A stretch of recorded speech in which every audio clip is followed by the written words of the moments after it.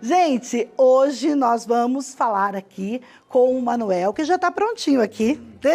Ah, é um prazer te receber. Nossa, minha ficha já está aqui. Prazer é meu. Vem cá, querido, tudo bem com você? Grande prazer estar aqui com vocês. Ó. E olha, que assunto gostoso esse. Delicioso. Antes o pessoal falava assim que o consumidor que mandava, né? O cliente que sabia de tudo. Continua esse papo? Ó, na verdade, o cliente tem que ser o centro de tudo. O cliente é a razão de ser de qualquer pequena empresa, pequeno empreendedor. Um artesão, ele faz a sua obra para o cliente. Então é assim mesmo, a gente tem que agradar o cliente. Temos que agradar sempre o cliente. Eu acho que é fundamental a gente entender quem é o nosso cliente. Eu vejo muitos pequenos empreendedores e até artesãos que iniciam um trabalho sem definir com clareza quem é o seu cliente. E isso é fundamental, a gente entender o perfil do nosso cliente, até que valor ele está disposto a despender para comprar uma peça, onde que ele vai usar aquela peça, né? É na casa dele, é no escritório, qual é a faixa etária dele, como que fica mais fácil para ele poder adquirir, né, a minha peça, vai ser pela internet, vai ser numa loja. Manuel, né? aqui a gente fala sobre artesanato, né? Então, o artesão, ele também precisa descobrir o público-alvo, porque o artesão, ele trabalha com N técnicas. Como que ele faz para descobrir?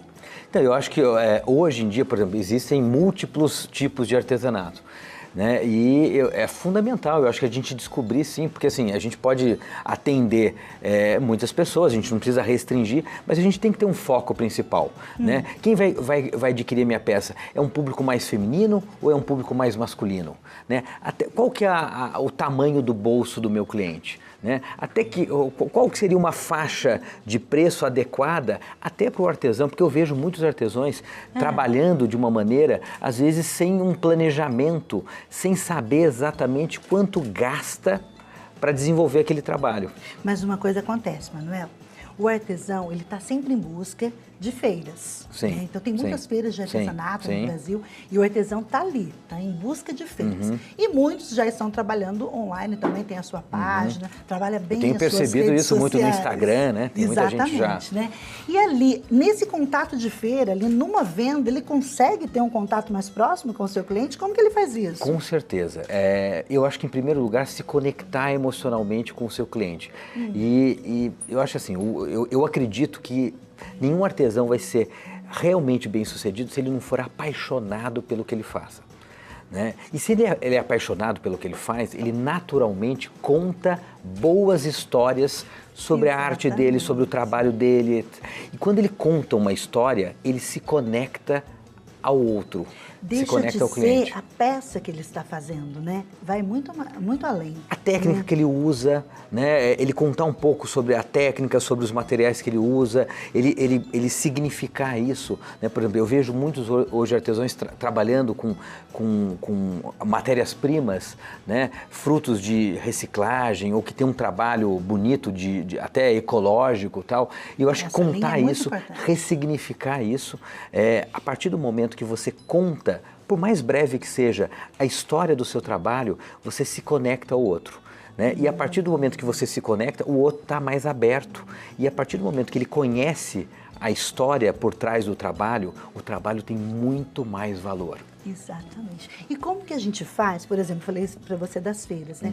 Como que a gente faz para contar essa história, às vezes num stand assim de 3x3, por exemplo? Você teria uma dica? Esse eu acho que é um grande desafio, porque às vezes nessas feiras há uma concentração de gente num dado momento, num pequeno espaço de tempo e tal, ali um ou outro e tal, mas eu acho assim, é importante a gente, o artesão, eu acho que como um artista que ele tem que ter sensibilidade de perceber o real interesse das pessoas e tal, e muitas vezes a pessoa está ali, né, olhando e tal, ele identifica ali. Você gostaria de saber um pouco mais da história por trás desse meu trabalho? De repente fazer um pouquinho, né? Ter a experiência de fazer ou de ensinar. De ensinar, eu acho assim... É uma experiência. É uma experiência. Eu acho que a gente ressignificar, em vez de a gente estar vendendo apenas um produto, um bem material que você pega, que você toca e tal, você criar por trás disso uma experiência. E nessas feiras você consegue de repente criar ali, mesmo num pouco espaço físico que ele dispõe, criar alguma experiência, né, um workshop, em determinado horário, quem quiser aprender um pouco dessa técnica, comigo eu vou estar aqui dando algumas dicas, tal, quer dizer, você já está tá indo além do produto, né? Você está entregando uma experiência. Uma técnica com criatividade, assim, fideliza o cliente? Muito, muito. A criatividade, eu acho que é um dos elementos que mais atrai a atenção das pessoas, né? As pessoas, de uma forma geral, são muito curiosas. E quando você apresenta, né, o algo por trás daquela nova técnica, algo criativo e tal, naturalmente as pessoas se interessam. Você sabe que as minhas amigas, os artesãos, né? Eu sou apaixonada por esse meio, esse mundo. Eu também. E eu gosto muito porque elas são muito carinhosas. Recentemente eu recebi uma peça que veio com um cheirinho gostoso, que veio com mimo, sabe? Só. Isso também é uma experiência com a pessoa? Sem dúvida alguma. Com o cliente? Sem dúvida. A Universidade de Harvard, há 12 anos atrás, concluiu uma pesquisa que diz que quando a gente ativa os 5 sentidos, visão, tato, olfato, paladar e audição simultaneamente, né, o nosso organismo começa a provocar os chamados hormônios do prazer. E a gente provoca uma sensação de bem-estar no cliente. E por que uma peça de artesanato não pode provocar isso? Porque ela já tem naturalmente o apelo visual. O apelo tátil. Vocês estão ouvindo isso? Essa dica que você falou, né? Esse exemplo que você deu do cheirinho, de você colocar um mimo, né? com de repente uma marca olfativa. Por que não o artesão criar uma marca olfativa própria? Né? Alguma coisa às vezes até natural, com algum tipo de erva aromática, enfim, né? Que você possa criar isso. Que sempre vai lembrar. Que sempre vai lembrar. Eu tenho um exemplo de uma amiga minha que ela trabalha algumas peças específicas de artesanato e tal, mais ligado a batizados, específico de batizados. E o que ela fez, né? Ela até, recentemente o marido dela foi para Israel e trouxe para ela a água do Rio Jordão.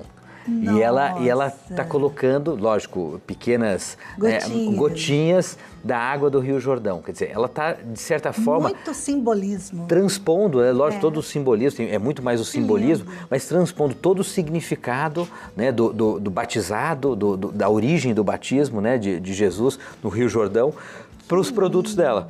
Né? E ela coloca uma essência, um cheirinho. Em alguns casos, dependendo do local da entrega, ela manda também um mimo, um pequeno docezinho caseiro, ou seja, que provoca todos os sentidos, né? Gente, que coisa gostosa. Não, eu desejo que nessa conversa, você que está aí nos acompanhando, vai pensando também, vai pesquisando. Sim, porque para ser certeiro, a experiência tem que ser certeira. Tem que ser certeira. Né? Não pode ser uma experiência negativa com o seu cliente. Com certeza, né? Então, para ser uma experiência certeira, assim, e que vai agradar de verdade, precisa fazer uma pesquisa, não precisa? Com o seu público específico. Precisa entender cada vez, em cada interação, a dica que eu dou é o seguinte, em cada interação com o seu cliente, seja ela através de uma rede social ou seja ela pessoalmente, né, que é muito mais rico, pergunte, tenta descobrir quais as motivações dele de estar comprando aquela peça, né? Tenta descobrir preferências, tenta descobrir como que ele vai usar aquela peça, onde ele vai colocar aquela peça, onde ele vai usar como decoração, ele vai usar como presente, né? É fundamental. Porque às vezes a gente corre o erro de pensar na gente, não, eu gosto, então o cliente vai gostar. Mas essa pesquisa, gente, é a respeito do seu cliente. E eu conheço muitas artesãs que falam isso, nossa, eu jamais ia imaginar, né, que isso ia fazer tanta diferença e o crescimento que dá também nas vendas. Sem né? dúvida. E às vezes é uma coisa que não é muito a sua cara, mas é a cara do seu público. É verdade. Precisa ver isso. Né? Isso que você falou, Beth, realmente faz muito sentido. Eu vejo muitos artesãos que eles focam muito apenas no que ele gosta. Né? E às vezes ele vai se restringindo, porque ele vai fazendo só aquilo, né? Sem de repente ouvir feedback, sem ouvir o cliente, né? Porque o cliente ele pode te dar várias ideias, né? Sem ele perceber, ele pode estar numa conversa, ele pode estar dando vários insights, várias ideias para você de repente melhorar ou criar novos trabalhos, né? A partir dessa informação. Gente, nosso convidado de hoje, o Manuel, que está aqui, ele faz esse tipo de experiência, por isso que ele está aqui conversando com a gente, uma experiência de viajar, de sentir outras comunidades, outros países, assim. Me contaram recentemente que você esteve visitando um país que tem o Ministério da Felicidade. É verdade. Então, se a gente provocar felicidade no nosso cliente, acertou. Experiência está garantida. É verdade. Eu acho que a gente tem que provocar boas emoções e sensações no outro, nas pessoas para as quais a gente trabalha, para quem a gente vai entregar o nosso produto, o nosso serviço. E essa é a essência do marketing de experiência. Provocar boas emoções e sensações no cliente. Então, eu acho que a dica, eu acho que em cima disso que você falou, para os artesãos de uma forma geral, é pensar que tipo de sensação e emoção eu tenho provocado com o meu trabalho para o meu cliente. Mesmo a partir daí. Vamos dar um exemplo assim, se a pessoa vai comprar uma peça que é para o enxoval do filho dela, uma plaquinha de porta de maternidade, por exemplo, ela vai ver muito tempo.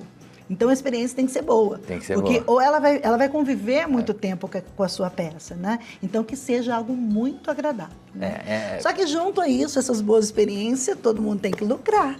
Tem que lucrar. Então, e é por isso que é fundamental entender o perfil do seu cliente e até que ponto, até qual o valor limite que ele está disposto a pagar por aquilo. Para você, a partir dessa informação, trabalhar os seus custos, para poder preservar a sua margem de lucro. É fundamental. O lucro é fundamental para que ele consiga melhorar ainda mais o seu trabalho, trazer esses pequenos mimos, que você já se referiu, que tem custo, evidentemente, mas colocar tudo isso na ponta do lápis, para ele entender exatamente qual o custo e quanto que ele ganha de fato em cada peça, em cada obra que ele comercializar. Para ser aquele famoso ganha-ganha. Sem Quem dúvida. comprou está feliz, está ganhando, e o outro que vendeu também está ganhando. Está todo mundo feliz. Todo mundo feliz. E qual que é a vantagem do artesanato de uma forma geral? O artesanato, ele trabalha muito o sensorial da pessoa, o visual. Principalmente, ele é muito visual, tátil, tal, são os dois apelos maiores, tal. E isso, de uma forma geral, é muito subjetivo.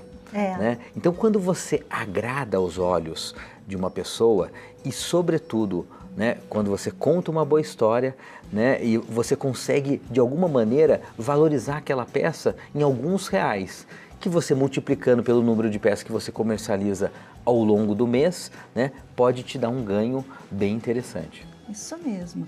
Gente, marketing de experiência, tá bom? A conversa foi deliciosa aqui com o Manuel. Precisamos retomar, inclusive. Sim, falar das viagens. Eu acho que tem muita coisa para conversar, não quis assim. Mas eu quero que você que está nos acompanhando aí, de repente, entre mais, pesquise mais sobre isso, sobre o marketing de experiência, porque vai fidelizar o seu cliente, viu? E o artesão brasileiro, a gente sabe que já é criativo mesmo. Muito, que já natureza. gosta de agradar, não é mesmo? Eu participo de muitas feiras e eu vejo aí o carinho e o capricho. É verdade, viu? é verdade. Prazer muito grande ter prazer você foi aqui meu, com a gente, viu? Obrigado, Tudo de bom, muito obrigado viu? pela oportunidade.